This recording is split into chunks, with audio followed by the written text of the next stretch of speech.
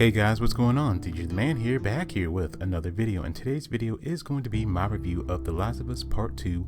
No spoilers. I will do a spoiler review / discussion, but for this video, it's spoiler free. A few quick notes before we get into the review. Number one, I avoided the spoilers, so I went into this game pretty blind. I was spoiled on one major thing, but I didn't know the context surrounding the spoiler. For those that have not played this game and are just judging the game based off the spoilers, all I want to say is that context matters, at least in my opinion. Number two, I wasn't planning on picking up this game as soon as I did. I rarely pick up games at full price nowadays, even if it's a game that I'm looking forward to. The main reason why I picked up the game was because of all the bad press that it was getting, and I had to find out for myself if the game was as bad as people were making it out to be, especially because the critic scores were so high compared to the user scores being so low. And I didn't believe, and of course I didn't really believe the user scores because I just know that it was probably filled with people that haven't played the game yet and just wanted to get on the hate wagon. One more note that I wanted to make before we get into the review is that I liked the first game, but I didn't like it as much as everybody else seemed to. People seemed to really love that game. I thought it was good, but just not as good as everybody else was making out to be. And with that said, let's get into the review. So without getting into spoilers, Ellie is living a pretty good life in the town of Jackson until tragedy strikes. So she sets out on a revenge, for revenge, so it's a revenge tale. So what did I like about this game? Well, the infected are great. The creepy noises that they make would always tense me up. There are a few new enemy types that I don't want to spoil, but they are great and fun to deal with. I had forgotten that clickers take you out in one hit, so it was definitely a surprise the first time that it happened. The human enemies are great too. The combat is brutal and I love it. The animation when you fight an enemy is top notch. I really like during combat, like in the first game, that time doesn't stop when you're like crafting items or swapping out your weapons or stopping to heal. It's all in the moment and it makes combat that much more tense. Also, when it comes to combat, I like how you can tackle it any way that you want. If you want to be more action oriented and you have enough skill and ammunition, you can just kind of have a shootout.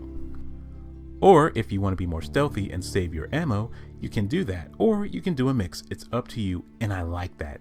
You can be strategic and set up traps and this, that, and the third. I also really like that during combat that you can run and hide if you need to.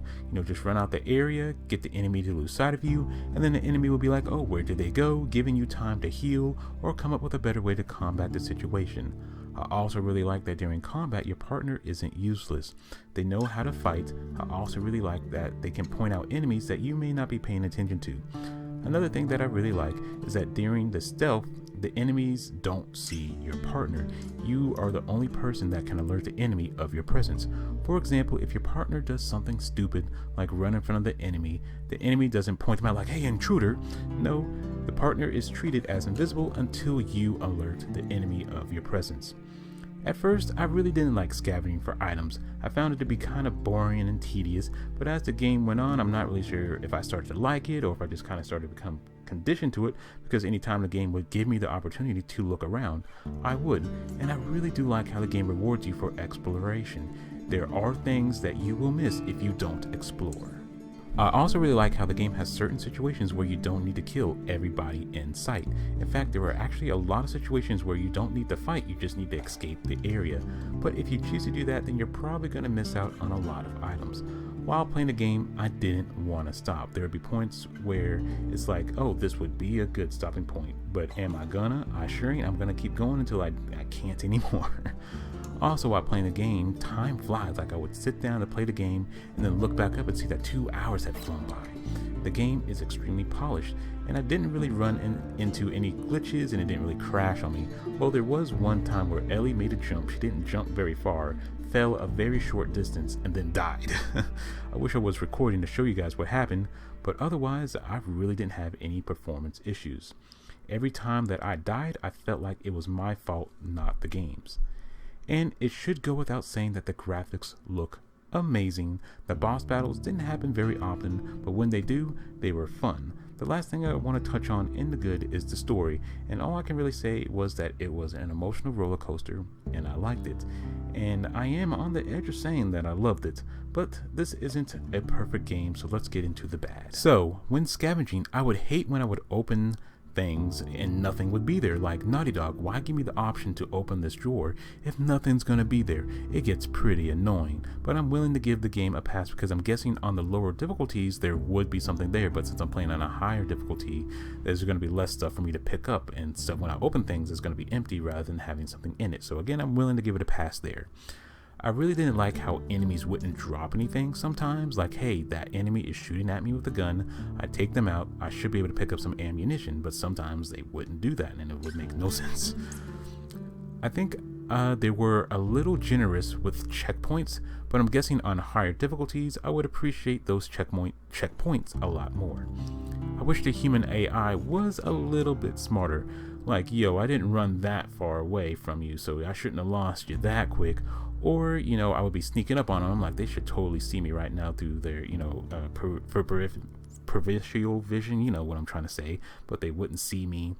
Or my AI partner is great during combat, but during stealth combat, not so much, because sometimes I'm like, yo, my AI partner should be able to stealth kill that person right there for me, but then they don't. The last thing that I want to mention here in the bad is the story, which I also mentioned in the good. Again, all I can really say is that it's an emotional roller coaster with things that I liked and things that I didn't like, and you'll have to watch my spoiler discussion to find out what I mean. So overall, I really enjoyed this game. I couldn't put it down. It does have a few things that I didn't like, but the good far outweighs the bad, and I'm going to have to give this game a solid 9 out of 10. So you guys, I really want to do a spoiler discussion video because there are a lot of things that I just couldn't touch on here without going too deep into spoilers. So please check out my spoiler discussion when that comes out, so that way you guys can get a better understanding of why I'm giving this game such a high score and why I enjoyed it so much.